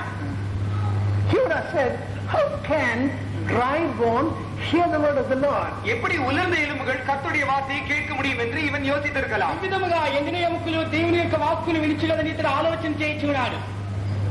God's logic is, behind the dry bone is the power of the devil. தேவனுடைய தத்துவம் என்னவென்றால் இந்த உலர்ந்த எலும்புக்கு பின்னால் தான் அந்த சாத்தானுடைய வல்லமை இருக்கிறது. దేవుని యొక్క తత్వం ఏమనగా ఈ ఎండిపోయిన ఎముకలకు వెనక భాగంలో ఆ యొక్క సాతాను యొక్క తత్వం కలదని. When Jesus said, Lazarus will come out of the grave, லாசரு தன்னுடைய பிரேத குழியிலிருந்து வெளியே வருவான் என்று இயேசு சொன்ன பொழுது లాజరు తన యొక్క సమాధిలో నుండి బయటికి వచ్చినాడని యేసు చెప్తూ ఉన్నప్పుడు they didn't know there's an evil power behind Lazarus that killed him. That killed Lazarus. லாசருவை கொன்று போட்டதான அந்த ஆவி அவனுக்கு பின்னாக இருக்கிறது என்பதை இவர்கள் அறியாதிருந்தார்கள். లాజరును చంపివేసిన ఆ యొక్క ఆత్మ వానికి వెనుక భాగంలో ఉన్నదని వీరు ఎరగని వారే విన్నారు. So when Jesus said, Lazarus come forth, லாசருவை வெளியே வா என்று இயேசு சொன்ன பொழுது లాజరు బయటికి రమ్మని యేసు ఆజ్ఞాపించినప్పుడు death in the grave, which was under the control of the devil, had to release the Lazarus. பிசாசின் ஆளுகைக்குள் இருந்ததான மரணமும் அந்த கல்லறையும் லாசருவை விட்டு அகன்று போக வேண்டியதாக இருந்தது. విశ్వాసి బంధకంలో ఉన్న ఆ యొక్క సమాధి లాజరు నుండి వదిలివేయవలసి వచ్చెను. Jesus has got the key of death and hell. மரணத்தின் மீதும் பரலோகத்தின் மீதும் தேவனுக்கு ஒரு திறவுகோல் உண்டு. మరణం పైనను Death and hell. மரணத்தின் மீதும் நரகத்தின் மீதும் தேவனுக்கு ஒரு திறவுகோல் உண்டு. మరణం పైనను నరకం పైన దేవునికి ఒక దండం ఉన్నది. So, invisibly, Jesus opened the grave. நம்முடைய கண் பார்வை கெட்டாத விதத்தில் தேவன் அதை திறந்தார். మన కను దృష్టికి అందని దానిని దేవుడు దాన్ని తెరిచెను. And then Lazarus had to come back. அப்பொழுது லாசர் வெளியே வர வேண்டியதாக இருந்தது. అప్పుడు లాజరు బయటికి వచ్చి రావాల్సి వచ్చెను. When Jesus speaks, well, Satan has to release the captives. இயேசு பேசும் பொழுது சாத்தான் அடிமைகளை அவன் விடுவிக்க வேண்டியதாக இருக்கிறது. యేసు మాట్లాడినప్పుడు సాతాను తన యొక్క బంధకములను విడుదల చేయవలసి వచ్చెను. So, we have to learn that language. ஆகையால் அந்த பாஷையை அந்த வியாக்கியானத்தை நாம் விளங்கிக் கொள்ள வேண்டும். అందువల్ల ఆ యొక్క భాషలో ఆ యొక్క వాక్యాలను మనం అర్థం చేసుకునవలేను. It will take some time for us to learn it and for the devil to know that we are learned it. நாம் அதை விளங்கிக் கொள்வதற்கும் நாம் அதை விளங்கிக் கொண்டோம் என்று பிசாசு அதை அறிந்து கொள்வதற்கும் கொஞ்சம் காலம் எடுக்கும். మనం దాన్ని అర్థం చేసుకోవడానికి మనం అర్థం చేసుకున్నామని పిశాచు దాన్ని ఎరగడానికి కొంతకాలం ఉన్నది. We must learn to rebuke the devil. பிசாசை எதிர்ப்பதற்கு நாம் கற்றுக்கொள்ள வேண்டும். పిశాచుని ఎదిరించడానికి మనం నేర్చుకోవలేను. He has given you that power. தேவன் அந்த வல்லமையை உங்களுக்கு ఆ தந்திருக்கிறார். యొక్క శక్తిని దేవుడు మీకు ఇచ్చినాడు. But praise God for the power God has given us. தேவன் நமக்கு தந்ததான அந்த வல்லமைக்காக கர்த்தரை దేవుడు ஸ்தோத்திரிப்போம். మనకు అనుగ్రహించిన ఆ యొక్క శక్తి కొరకు దేవుడు మన స్తోత్రం చేయాలి.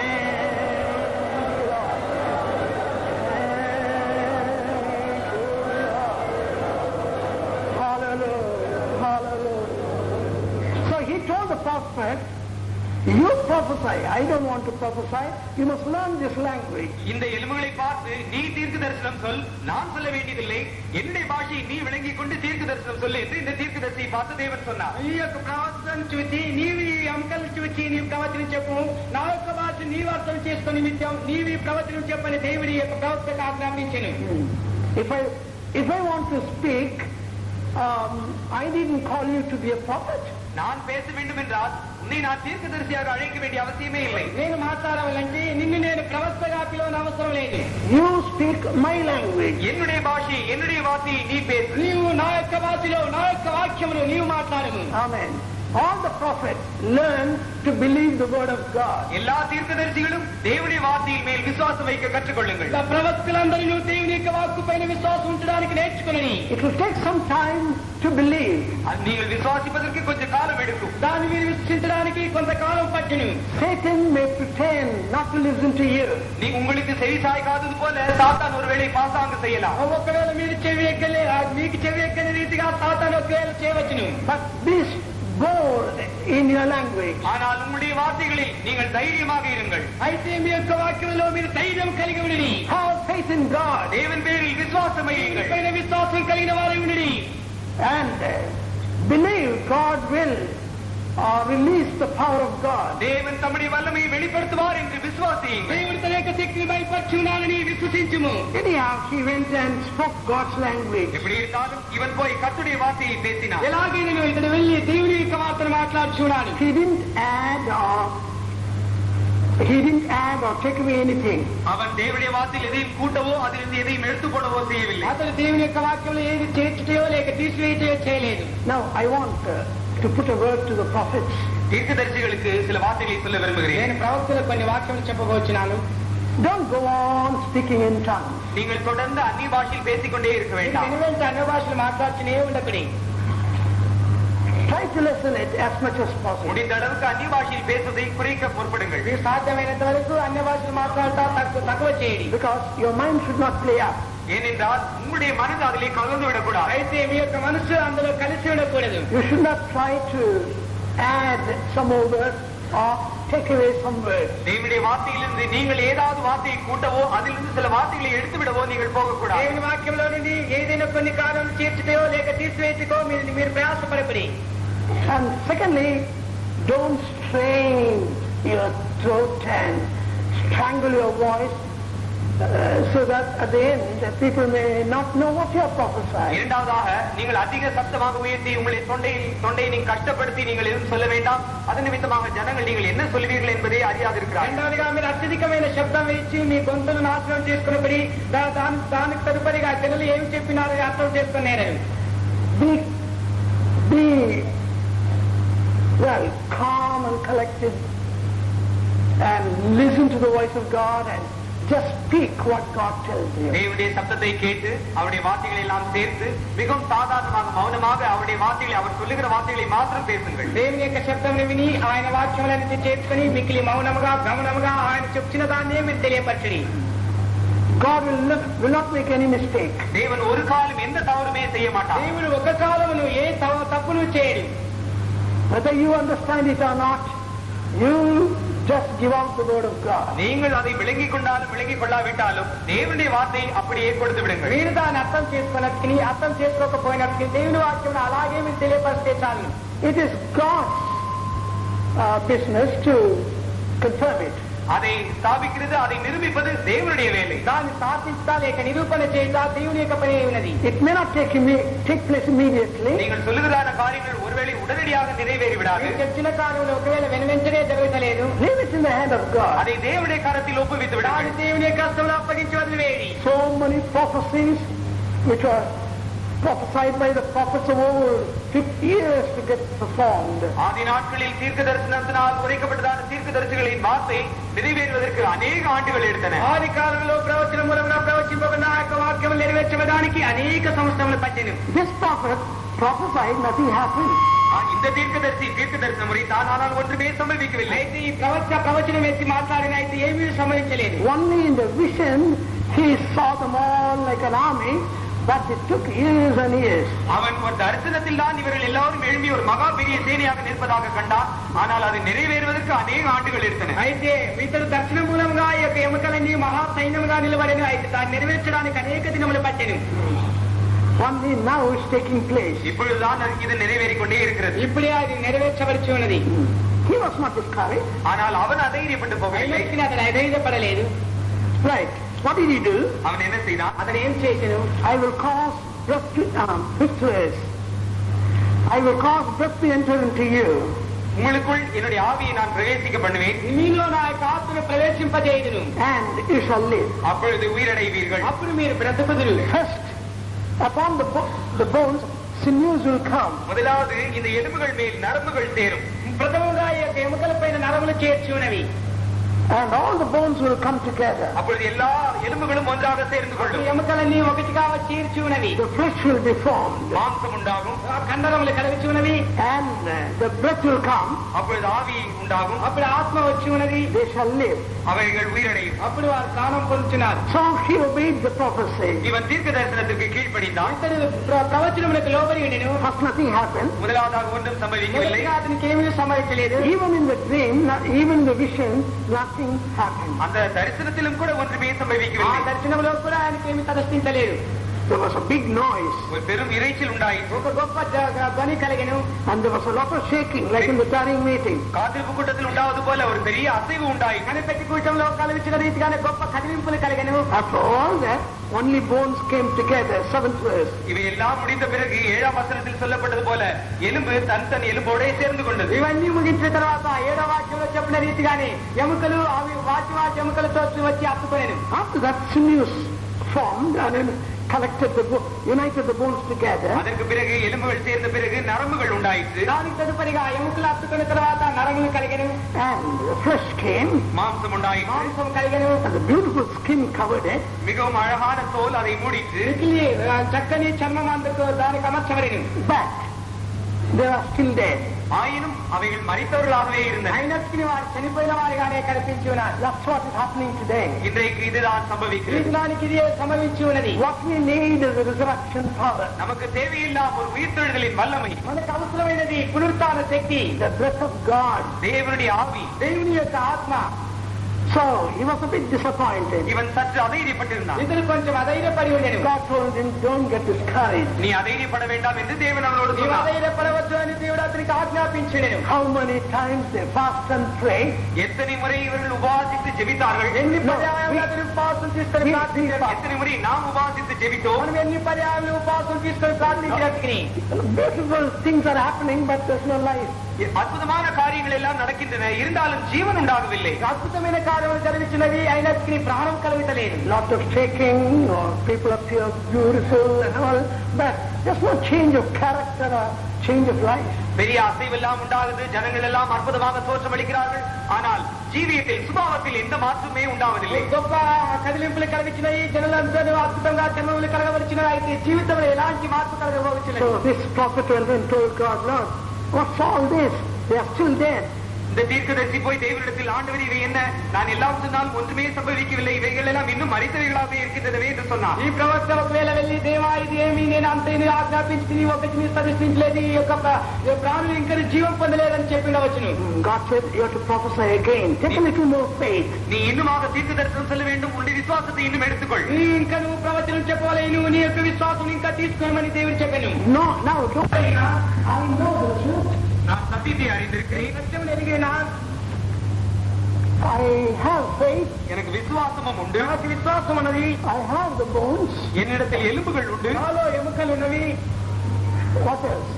வேற என்ன? వేరేమి? I got the skin also. எனக்கு என்னை மூடுவதற்கு தோலும் உண்டு.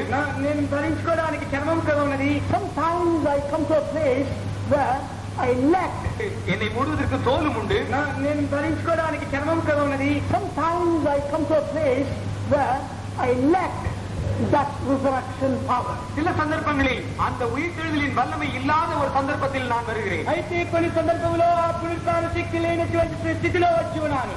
We can have a beautiful meeting like this. நமக்கு இது போன்றான ஒரு அழகான கூட்டங்கள் இருக்கலாம். మనకి ఇలాంటి ఒక రమ్యమైన కూటములు ఉండవచ్చును. But we all need the resurrection power. ஆனால் நம் யாவருக்கும் இந்த உயிர்த்தெழுதலின் வல்லமை தேவை. మనకందరికీ ఈ పునరుత్థాన శక్తి అవసరమై ఉన్నది.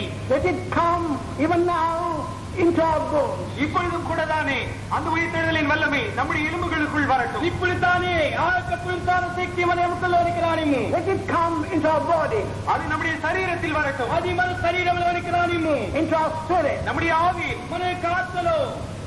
So that we can be quickened in the body, soul and spirit. அதன் மூலமாக நம்முடைய சரீரம், நம்முடைய ஆத்மா, நம்முடைய ஆவியில் நாம் உயிரடைவோம். దాని మూలముగా మన శరీరం, మన ప్రాణం, మన ఆత్మ జీవం పొందును. Paul says, if the spirit of him that raised Christ from the dead dwell in you, கிறிஸ்துவை மரித்தோரிலிருந்து எழுப்பினவருடைய ஆவி உங்களில் வாசமாய் இருந்தால் என்று பவுல் சொல்லுகிறார். క్రీస్తును మృతుల్లోని నిలిపిన ఆత్మ మీలో నివాసం చేసినట్లా అని పౌలు చెప్తున్నాడు.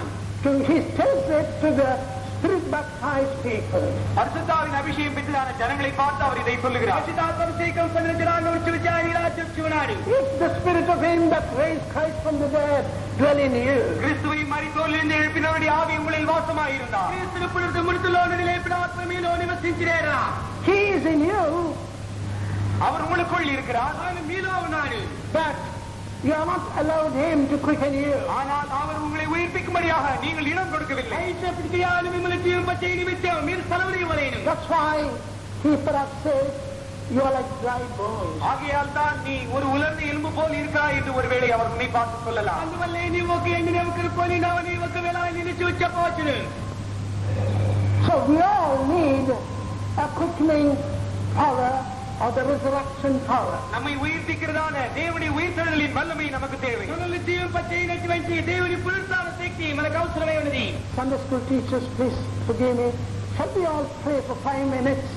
ஞாயிற்றுக்கிழமை பள்ளி ஆசிரியர்கள் தயவுசெய்து என்னை மன்னித்துக் கொள்ளுங்கள். இன்னும் ஒரு 5 நிமிஷம் நாம் யாரும் ஜெபம் பண்ணுவோம். Sunday school teachers నన్ను క్షమించవలని 5 నిమిషాలు మనం ప్రార్థన చేద్దాము. Let's pray. நாம் ஜெபம் பண்ணுவோம். ప్రార్థన చేద్దాము.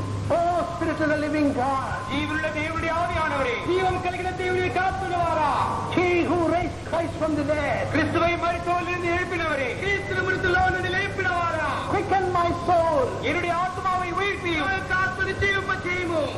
I want you to revive me. நீர் என்னை உயிர்ப்பிக்கும்படியாக நான் விரும்புகிறேன். நீர் నన్ను జీవింపచేయాలని నేను కోరుచున్నాను. Quicken my spirit, என்னுடைய ஆவியை உயிர்ப்பியும், నా యొక్క ప్రాణమును మీరు జీవింపచేయుము. Quicken my body, என்னுடைய சரீரத்தை உயிர்ப்பியும், నా యొక్క శరీరాన్ని జీవింపచేయుము. I want to come out of my grave. என்னுடைய பிரேத குழியிலிருந்து நான் வெளியே வர விரும்புகிறேன். నేను లోయలో నుండి బయటికి రాబోతున్నాను. I need something more than I have. நான் என்னிடத்தில் இருக்கிறதை காட்டிலும் இன்னும் மேலான ஒரு காரியத்தை வாஞ்சிக்கிறேன். నేను నాలో ఉన్న దానికంటే ఇంకా శ్రేష్టమైన కార్యములు చేయబోతున్నాను. Let's pray. நாம் ஜெபம் பண்ணுவோம். ప్రార్థన చేద్దాం.